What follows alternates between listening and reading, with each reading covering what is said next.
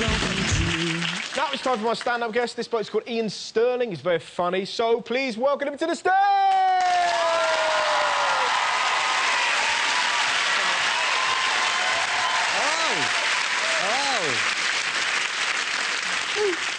All right. My name's Iain. I'll explain my appearance when I first come up on stage. Basically, this is my face. I take it everywhere I go. I've got this face because my dad's Norwegian and my mum is in the boy band McFly. So, as you can tell from my accent, I am European. I'm from Scotland. It's cool being from Scotland, man. There's lots of negative stereotypes, but sometimes Scottish people can just blow your mind. I was recently on the Megabus. Do we know the Megabus? Yeah, Megabus. It's pretty cool, but I mean, the Megabus in Scotland is kind of like heroin. Basically, if you're on it, chances are you're a junkie. That's how it works. I was on the Megabus going from Edinburgh through to Glasgow. I was having a good time on the Megabus, right? And these boys got in the back of the bus, these intimidating-looking lads, right?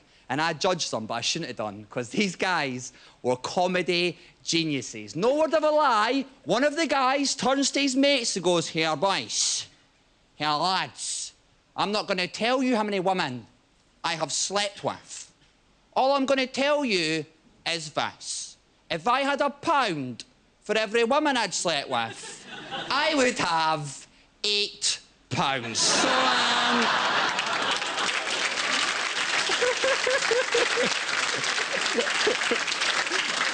Pot Casanova, pot Sudoku puzzle, do you know what I mean? I recently turned 24. I went on the old Facebook to organise a night out. I was like, guys, I'm turning 24, big birthday, come on, get involved, yeah. Because I'm an idiot on Facebook, apparently, right? No word of a lie, add me on Facebook and check this for yourself. One person liked my Facebook status. That one person was Iain Stirling, my own mother, right?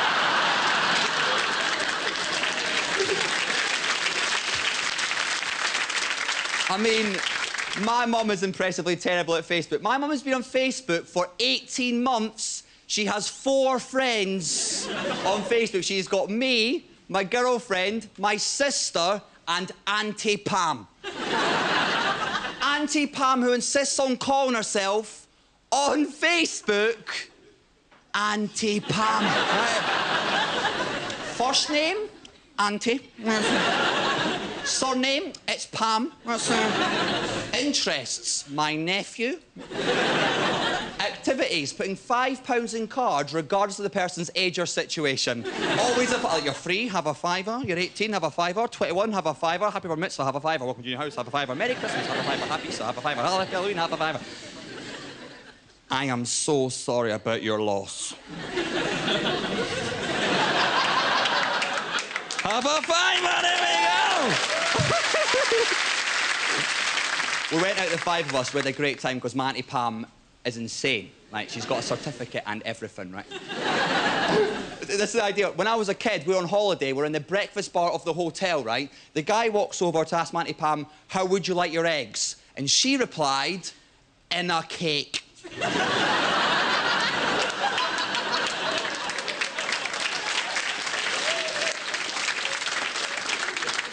I'm quite young, but I'm old enough to remember certain things. Like, I remember the golden age of MasterChef. Some of you might remember this. Lloyd Grossman. 3 kitchens. No messing about. It was amazing. Nowadays, MasterChef is the most needlessly dramatic programme in the entire world. The start of MasterChef is this. This is as tough as cooking gets. No, it's not. Clearly, you've never got home at 3 o'clock in the morning, pissed out your mind and thought, I am making a quiche, right?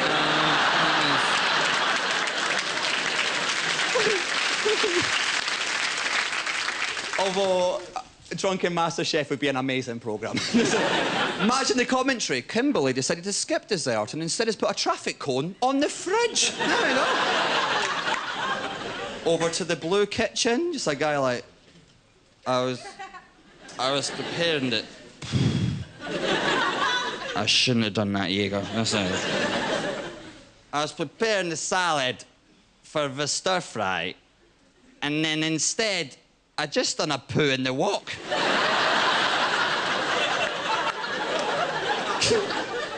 I don't know why we do that. Hey. The worst programme in the world, though, is on Channel 4. It is filmed in Chester. It is known as Hollyoaks. I think it's a horribly vacuous show. I mean, for those who don't know it, it's like a dyslexic person wrote a play for the cast of Babe Station, right? The things...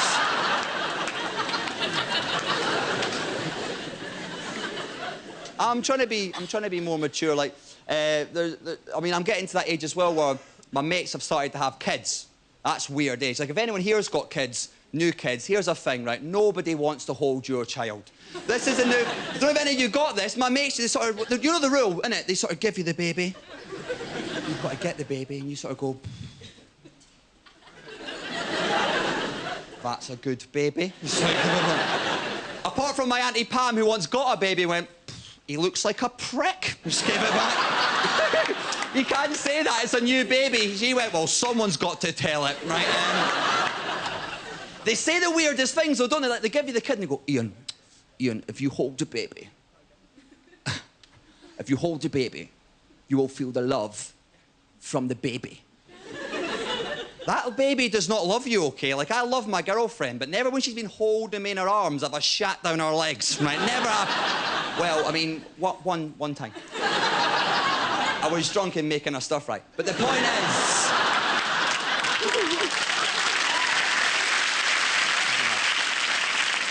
It's nice having a girlfriend, though. I think when you've got a girlfriend, you can be sort of more honest sexually, right? Like, I mean, for example, I don't like hand jobs. There it is. I ain't drink it in. Don't... wrong. I mean, I think a hand job is sort of like when someone takes a picture on your camera, but they don't know the buttons. You sort of give it and quite excited at the front, yeah, quite... Got a big smile on your face. This is going to be amazing. Here we go. Starts to take a while, doesn't it?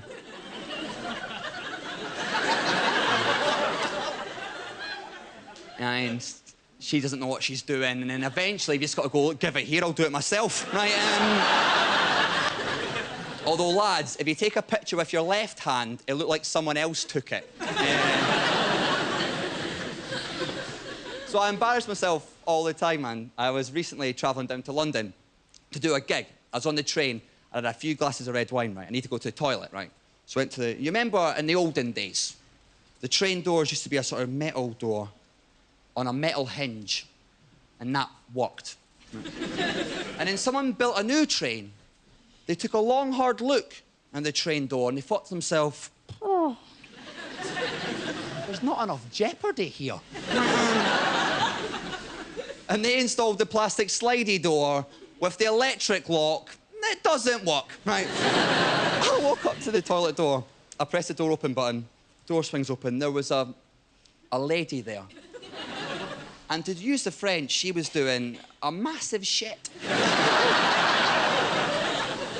I know what you're thinking. You're thinking, how do I know it was a twosies? Because obviously when a man pees, he stands up. When a man poos, he sits down. But with women, there's a whole air of mystery around the whole...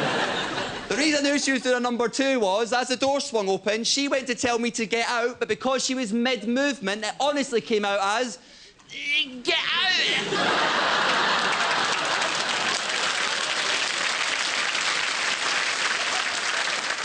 Right. I didn't know if she was talking to me or giving it a final push, right? She sat in the toilet, but as we all know, the door shut button's miles away. She's stretching out, trying to open her Jedi mind tricks or something, doing that. I'm thinking, now is not the time for a high five, right? But as we all know, I'm a gentleman, you know. I'm gregarious. I'm convivial. I've recently bought a thesaurus. There's many things about me. So, what I tried to do was, I tried to lean into the toilet and hit the door shut button, right? But because of the high-tension situation, and because I'd had a few drinks, I slightly overestimated my step into the toilet, hit the door shut button, then watched in horror as the plastic door just slid shut behind me.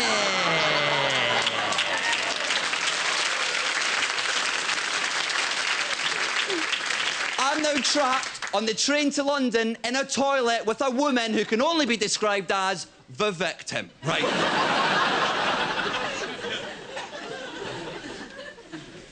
There's loads of options here. I can apologise, I can make a joke, I can do... For some reason, my brain went, play it cool. Just like leaning back, like... What's this? All I could think to say was, you might want to be careful, love. You can meet some proper weirdos in London. Nice.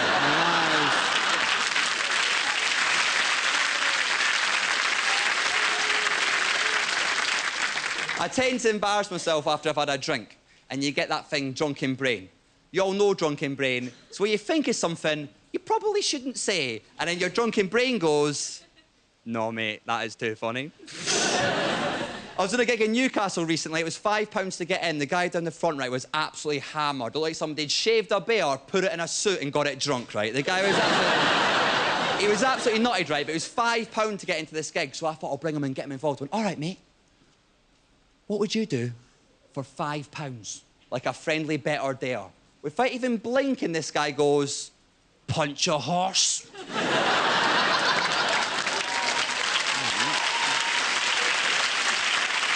We all do it when we're drunk. We've all got that evil part in our brain that just, you know, that evil voice you sometimes get. Like, recently I was on a, you know, when you're on a train platform, and there's a guy who stood in front of you on the edge of the platform. And a part of your brain goes, I reckon you could push him. The worst thing I'd done with drunken brain was I was in London. My mate had got a new girlfriend and she was like really posh, you know, like royal posh, yeah. Really bloody posh, yeah. Sounds like she can't breathe in. She's so bloody posh, yeah. She had those posh people teeth, do you know what I mean? You know, the ones that are slightly too big for our mouth, right? I mean, hey, she's kicking that look and fair play to her. But what happened was, me and my mates, right, were cooking a bit of dinner, a few glasses of red wine, we get a bit drunk. My mate decides to ask for relationship advice. He turns to me, bleary-eyed, he's like, Iain, mate, I think I love this woman. I want to spend the rest of my life with this woman. What can I make her for dinner? Drunkenly, I went, well, mate, whatever you make her for dinner, just remember when you're feeding her to keep your hand flat.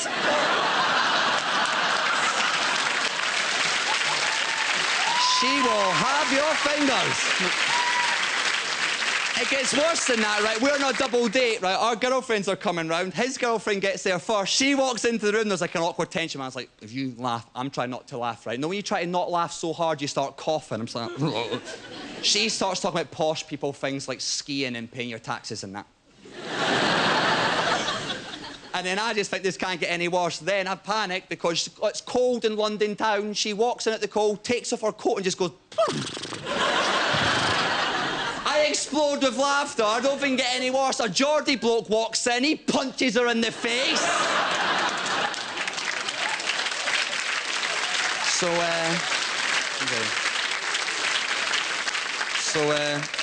Gave him the £5. Lucky I had my Auntie Pam's 24th birthday card on me. Ladies and gentlemen, I have been Iain Stirling. You've been an absolute pleasure. Good night. God bless. Thank you very much. Thank you. Ladies and gentlemen, Iain Stirling! Thank you very much for watching Good News. Good night, my friends.